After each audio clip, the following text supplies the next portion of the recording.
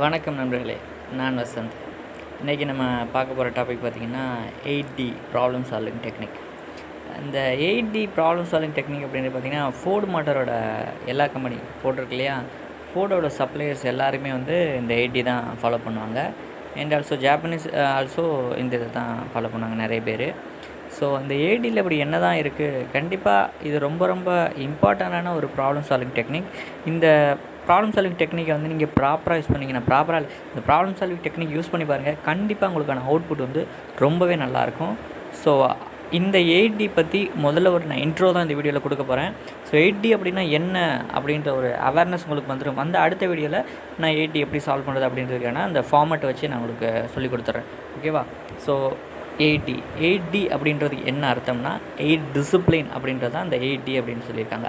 இந்த 8 டிசிப்ளினை ஃபாலோ பண்ணுறது மூலமாக உங்களுக்கான கம்ப்ளீட் சொல்யூஷன் உங்களுக்கு கிடச்சிரும். ஸோ நீங்கள் என்ன பிரச்சனை டிஃபைன் பண்ணுறீங்களோ அந்த பிரச்சனைக்கான கம்ப்ளீட் சொல்யூஷன் நம்மளால் கொடுக்க முடியும் அப்படின்றது தான் இந்த 8Dக்கான ஸ்கோப்பு. ஸோ இப்போ அதில் என்ன தான் சொல்லியிருக்காங்க, 8D என்னென்ன அப்படின்றத இப்போ வரிசையாக பார்ப்போம். ஸோ ஃபஸ்ட்டு வந்து 8Dயில் ஃபஸ்ட்டு டி வந்து டிஃபைன் டீம். இப்போது ஒரு ப்ராப்ளம் வந்திருக்கு அப்படின்னா அந்த ப்ராப்ளத்துக்கு சம்மந்தப்பட்ட நபர்கள் யார் எந்தெந்த டிபார்ட்மெண்ட்டை சேர்ந்தவங்க அப்படின்ற எல்லாரையும் வந்து முதல்ல ஃபிக்ஸ் பண்ணணும். யார் இந்த ப்ராப்ளத்துக்கு ரிலேட்டடாக உள்ள எல்லா பீப்புள்ஸையும் வந்து கூப்பிடணும், அவங்கள வந்து டீமாக ஃபார்ம் பண்ணணும். அதுதான் ஃபஸ்ட்டு டி. ரெண்டாவது அப்படின்னு பார்த்தீங்கன்னா டிஸ்கிரைப் த ப்ராப்ளம். அதாவது பார்த்தீங்கன்னா இப்போ ஒரு ப்ராப்ளம் கரெக்டாக வந்துருச்சு. இப்போ கஸ்டமர் போயிட்டு ஒரு ஜாப் வந்து ப்ராப்ளம் வந்துருச்சு. அந்த ப்ராப்ளம் என்ன அப்படின்றத தெளிவாக டிஸ்கிரைப் பண்ணணும், தெளிவாக விவரித்து வச்சுக்கணும். அது ஏன்னா ப்ராப்ளம் கரெக்டாக இருந்தால் மட்டும்தான், கரெக்டாக டிஃபைன் பண்ணால் மட்டும்தான் உங்களால் அவுட்புட் வந்து கரெக்டாக எடுக்க முடியும். அந்த ப்ராப்ளம் டிஸ்கிரைப் பண்ணுறது தான் ரொம்ப ரொம்ப இம்பார்ட்டன்ட். ஸோ என்ன ப்ராப்ளமோ அந்த ப்ராப்ளத்தை தெளிவாக டிஸ்கிரைப் பண்ணணும். மூணாவது டி அப்படின்னு பார்த்தீங்கன்னா இன்டர்ம் ஆக்ஷன், அதாவது கண்டெய்ன்மெண்ட் ஆக்ஷன் அப்படின்னு சொல்லுவாங்க. இந்த கண்டெய்ன்மெண்ட் ஆக்ஷன் அப்படின்றது என்ன அப்படின்னா, இப்போது ஒரு பார்ட்டை நீங்கள் வந்து அனுப்புகிறீங்க, கஸ்டமர்கிட்ட போயிடுச்சு. கஸ்டமர்கிட்ட போனோன்னே அங்கே கஸ்டமர் கம்ப்ளைண்ட் உங்களுக்கு ரிசீவ் ஆச்சு.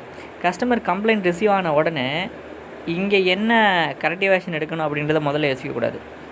இந்த ப்ராப்ளம் இப்போதைக்கு டெம்பரரியாக இந்த ப்ராப்ளம் இப்போ சால்வ் பண்ணி கஸ்டமருக்கு வந்து ப்ராசஸ்க்கு நம்ம அனுப்பணும். அதுக்கு என்ன பண்ணணுமோ அதை தான் முதல்ல யோசிக்கணும். இப்போ கஸ்டமர்கிட்ட போயிடுச்சுன்னு வச்சுங்களேன், எக்ஸாம்பிளுக்கு பார்த்தீங்கன்னா ஒரு பார்ட் வந்து ப்ராப்ளம் ஆச்சு. உடனே இமீடியட்டாக என்ன பண்ணால் அந்த ப்ராப்ளம் பார்ட்டு எத்தனை இருக்குது அப்படின்றது தெரிஞ்சுக்கிட்டு டக்குனு கஸ்டமர்கிட்ட போய் அங்கே செக்ரிகேட் பண்ணி கொடுக்கணும். உங்களுக்கு இதெல்லாம் ஓகே பார்ட் நாட் ஓகே பார்ட்னு பிரித்து கொடுக்கணும். ரெண்டாவது அதே நேரத்தில் சைடு பை சைடாக இங்கே உங்களோட இன்வர்ஸில் இந்த மாதிரி ப்ராப்ளம் பார்ட் இருக்கா அப்படின்றத வெரிஃபை பண்ணணும். ஓகேங்களா? செக் பண்ணி அதையும் பிரித்து எடுக்கணும் முதல்ல. ஸோ அதுதான் இமீடியட் கண்டெய்ன்மெண்ட் ஆக்ஷன் அப்படின்றது. சரி, ஓகே, இப்போ கண்டெய்ன்மெண்ட் ஆக்ஷன் முடிஞ்சுது. அங்கே பிரித்து கொடுத்தாச்சு, அங்கே 2 நம்பர் ப்ராப்ளம் வந்துச்சு. இப்போ இன்டர்னலாக செக் பண்ணணும் பார்த்தீங்கன்னா இங்கே 2 நம்பர் ப்ராப்ளம் வந்துருச்சு. ஓகே, இந்த ப்ராப்ளம் எதனால் வந்துச்சு, இந்த ப்ராப்ளம் வரதுக்கான காரணம் என்ன அப்படின்றது தான் நீங்கள் அடுத்த ஸ்டெப்பில் ரூட் காஸ் அனாலிசிஸ் பண்ணுவீங்க. அதுதான் 4th டி. சரியா?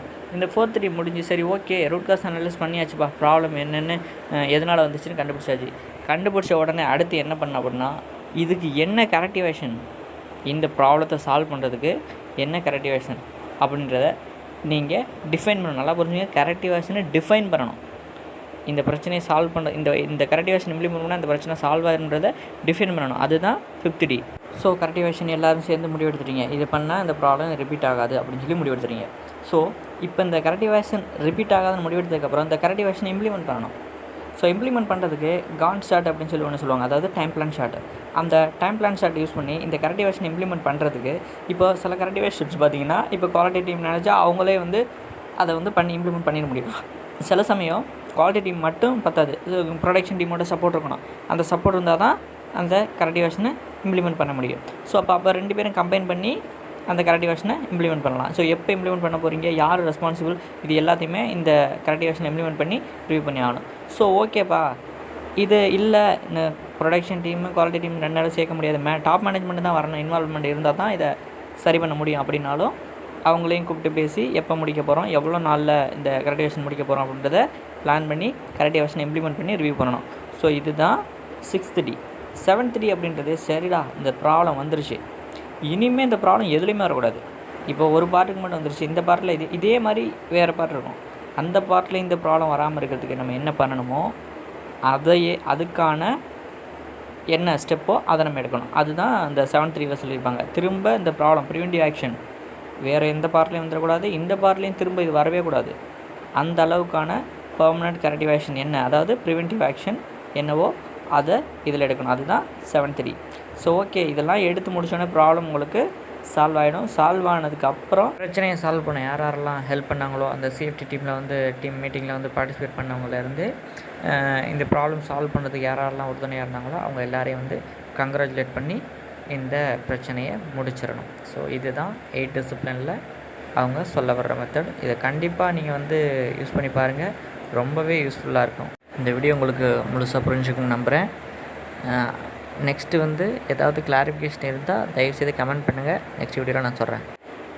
ரீவொர்க் பற்றி IATF ஸ்டாண்டர்டில் என்ன சொல்கிறாங்க அப்படின்றது தான் நம்மளோட நெக்ஸ்ட் வீடியோ. பார்க்கலாம். நன்றி.